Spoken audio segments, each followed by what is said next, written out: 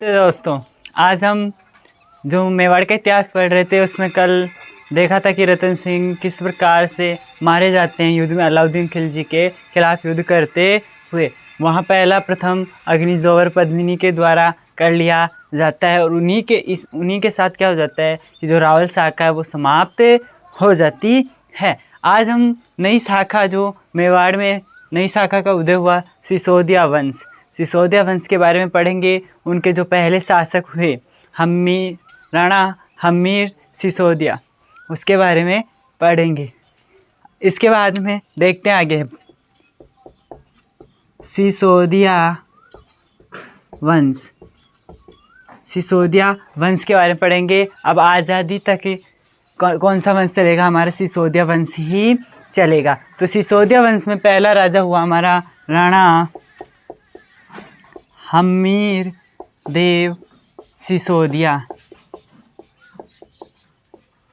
एक हम्मीर देव और हुआ था, वो हमारे रणथंभौर का था। रणथंभौर में जो चौहान वंश था उसका था हम्मीर देव चौहान, जिसके समय रंगदेवी के नेतृत्व में भारत का पहला या राजस्थान का पहला जल जोहर किया जाता है। आगे बात समझ में। तो इन्होंने शासन 1326 से लेकर 1364 तक किया।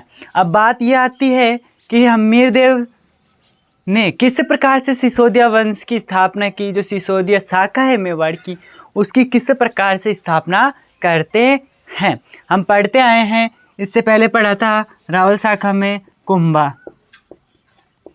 पढ़े थे। कुंभा के बाद में पढ़ते हैं कि कुंभा के 2 पुत्र हुए या इसके बाद में शासक होते गए। तो इनमें एक था शेम सिंह, एक था राहब। एक कौन हो गया? शेम सिंह हो गया और एक हो गया राहब। शेम सिंह को क्या दे दिया गया? चित्तौड़ दिया गया। कौन सा राज्य मिला? चित्तौड़ मिला। क्या आप चित्तौड़ में क्या करेंगे? शासन करेंगे। शेम सिंह चित्तौड़ में शासन। राहब जो इनको क्या दिया? ठिकाना दे दिया, जमींदारी जागीर सौंप दी, यानी कि सामंत बना दिया गया राहब को। और इनको एक गांव दे दिया गया सिसोदा एक गांव था, वो परगना मान लो, गांव मान लो। ये देखिए यहाँ का सामंत नियुक्त कर दिया कि उनको राहब को। इसके बाद में इधर बात करें कि शासक चलते गए। फिर आता है समर सिंह। इधर कौन आ गया? समर सिंह आ गया। समर सिंह के बाद में अपन इसके पुत्र के बारे में पढ़ते हैं, रतन सिंह। रावल रतन सिंह के बारे में पढ़ते हैं, जिन्होंने क्या किया था? 1303 में केसरिया कर लिया और यह इन्हीं के समय क्या होता है? जोहर होता है। अब राहब के बाद में सिसोदा गांव की बात करें कि सिसोदा में किस प्रकार से पीढ़ी दर पीढ़ी चलती रही। तो इसमें भी शासक बढ़ते रहे। फिर इसके समय समर सिंह के समय इधर कौन था? लक्ष्मण सिंह क्या करते हैं? यहाँ का शासन करता है। लक्ष्मण सिंह के क्या हुए? 2 पुत्र हुए। लक्ष्मण सिंह के 2 पुत्र अरि सिंह और एक होता है अजय सिंह। अरि सिंह और अजय सिंह। अब बात करें शेम सिंह, यह शाखा क्या लगाती है अपने नाम के साथ? रावल लगाती थी। और जो सिसोदा वाली शाखा है वो राणा या महाराणा क्या लगाती है?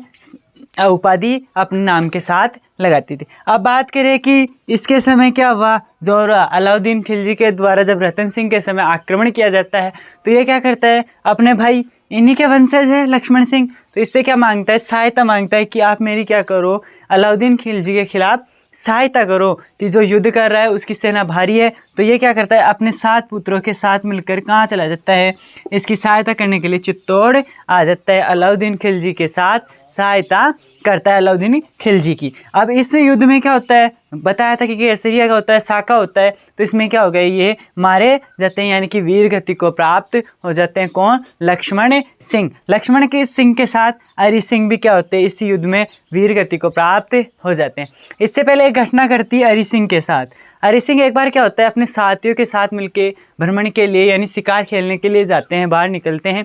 तो इनकी मुलाकात क्या होती है, एक लड़की से होती है। वो क्या करती है कि अपनी भैंस थी, उनको पानी पिलाना या चारा चरवा के लेके जा रही थी। तो उनकी मुलाकात क्या होती है, हरि सिंह से होती है। हरि सिंह के साथ जो साथी थे वो क्या करते हैं, उस पर कमेंट करते हैं, उस लड़की पे कोई कमेंट मारते हैं। उससे वो क्या होती है, परेशान होती है, और वो क्या करती है, जो उसके हाथ में रस्सी होती है उसको फेंक के क्या करती है, उस घुड़सवार को घोड़े से नीचे गिरा देती है। घोड़े से नीचे गिराती है तो ये हरि सिंह क्या सोचते हैं कि अगर लड़की इतनी बहादुर है तो इससे जो पुत्र उत्पन्न हो वो कितना बहादुर होगा। तो ये क्या कर लेता है, उस लड़की के घर चला जाता है। सिसोदा में एक छोटे से गांव में रहते थे।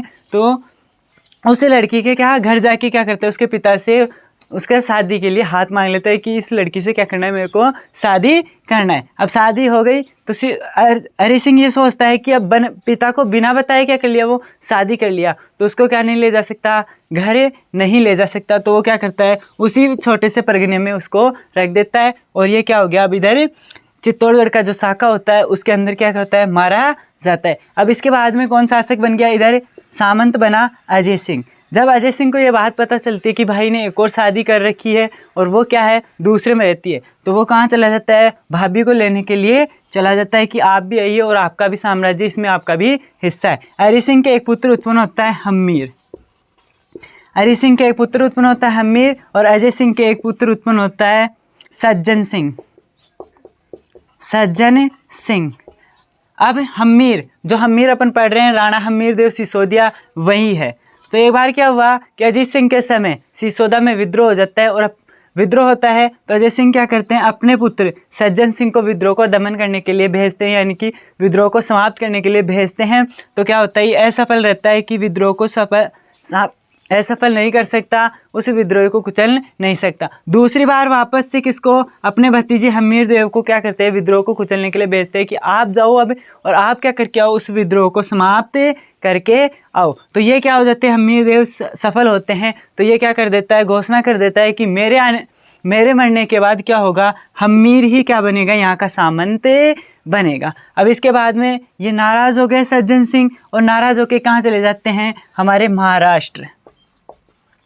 महाराष्ट्र चले जाते हैं। और वहाँ क्या करते हैं, एक अलग शाखा का निर्माण करते हैं, उसमें पीढ़ी दर पीढ़ी चलते जाते हैं। और इसी में किसका जन्म होता है, शिवाजी महाराज का जन्म होता है। शिवाजी का जन्म किससे, इसीलिए मेवाड़ में के किस महाराणा का वंशज माने जाते हैं कि महाराणा जो मेवाड़ का सिसोदिया वंश है उसी के वंशज कौन है, शिवाजी महाराज है, क्योंकि वो सज्जन सिंह के वंशज है। अब बात करें कि हम्मीर की, हम्मीर क्या कर रहा है, राणा हम्मीर देव सिसोदिया वंश की स्थापना करेगा। अब मेवाड़ आएगा, चित्तौड़गढ़ आके क्या करेगा, आक्रमण। इससे पहले इधर देखते हैं कि यहाँ एक पुत्र है, भाई था रतन सिंह का, कुंभकर्ण, जो नेपाल में जाके रावल शाखा का क्या करता है, उदय करता है कि एक और रावल शाखा का प्रारंभ कर देता है। रतन सिंह का भाई है कुंभकर्ण, जो नेपाल जाता है और नेपाल जाके क्या करता है, रावल शाखा का उदय करता है, यानी कि एक और वहाँ नई रावल शाखा का निर्माण कर देता है। अब हम्मीर सोचता है कि यार अपने पूर्वजों की जो धरती है चित्तौड़गढ़, जहाँ बप्पा रावल जैसे शासकों ने क्या किया, शासन किया, और उस समय क्या अलाउद्दीन खिलजी ने क्या कर लेता है, उससे छीन लेता है। अब बात क्या होती है कि 1320 में क्या होता है कि खिलजी वंश समाप्त हो जाता है। खिलजी वंश समाप्त हो जाता है दिल्ली से, और एक नया वंश का उदय होता है, उसका नाम तुगलक वंश।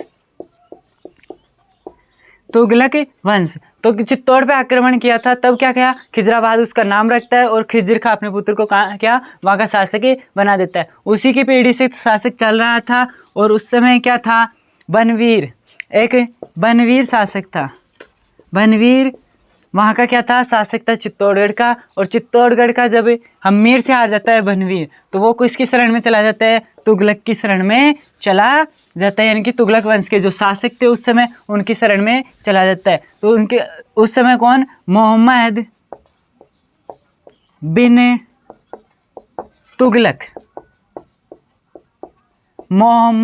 बिन तुगलक क्या थे, उस समय दिल्ली पे शासन कर रहे थे। और हमारे मेवाड़ से कौन शासन कर रहा था, मेवाड़ से हम्मीर। सिसोदिया क्या कर रहे थे? शासन।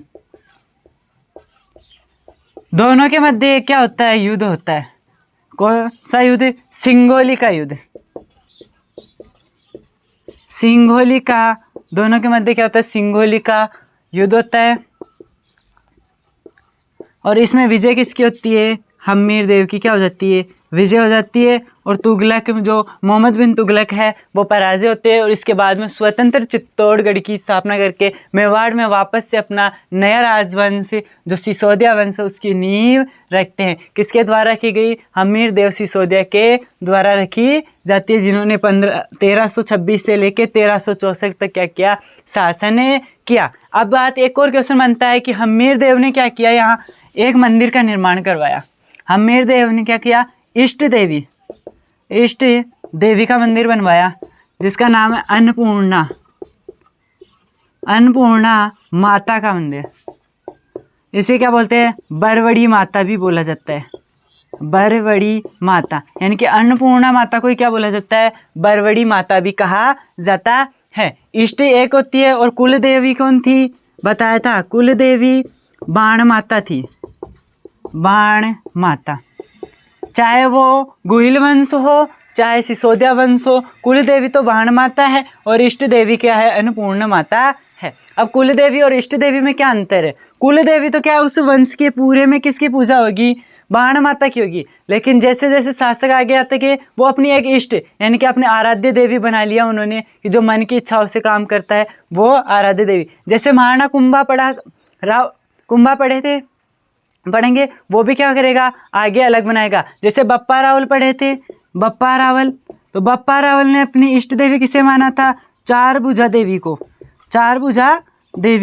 तो ये क्या है? सब अलग अलग होती है। इष्ट देवी सबकी अलग अलग होती है लेकिन कुल देवी क्या होगी? एक ही होगी, बाण माता। और कुल देवता हमारे क्या थे? एकलिंग जी महाराज थे। तो इसी प्रकार से क्या हुआ? मेवाड़ में सिसोदिया वंश का उदय होता है और इसके बाद में अब अगले शासकों के बारे में निरंतर पढ़ते रहेंगे। जब तक देश आज़ाद नहीं हो जाता तब तक क्या चलेगा? हमारा सिसोदिया वंश चलेगा। और इसमें जो जो प्रकार के युद्ध स्थापना हुई उन सब के बारे में क्या डिटेल से पढ़ेंगे।